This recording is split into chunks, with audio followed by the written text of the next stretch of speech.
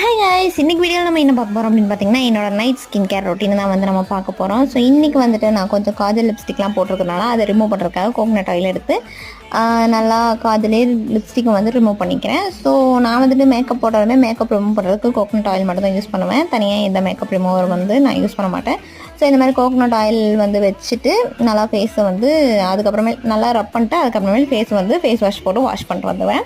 Wash பண்ணி முடிச்சுட்டு வந்துட்டு ஸோ இப்போ வந்து வாஷும் பண்ணி முடிச்சுட்டு வந்துட்டு ப்ரஷ் பண்ணிட்டு நெக்ஸ்ட் வந்துட்டு இன்றைக்கி ஒரு டிப்ஸ் வந்து உங்களுக்கு கொடுக்கலாம் அப்படின்னு தான் இந்த வீடியோ. ஸோ நான் பிம்பிள்ஸ்லாம் வந்துருச்சு, ஒரு ஃபங்க்ஷனுக்கு ரெடியாக முடியல அப்படின்னா வந்துட்டு முன்னாடி நாள் வந்து ரொம்ப ஃபீல் பண்ணுறீங்க அப்படின்னா வந்துட்டு நீங்கள் இதை வந்து ட்ரை பண்ணி பாருங்கள். நான் ரெகுலராக இதை வந்து ஃபாலோ பண்ணிட்டுருக்கேன். எனக்கு நல்ல ரிசல்ட் கிடைச்சிருக்கு.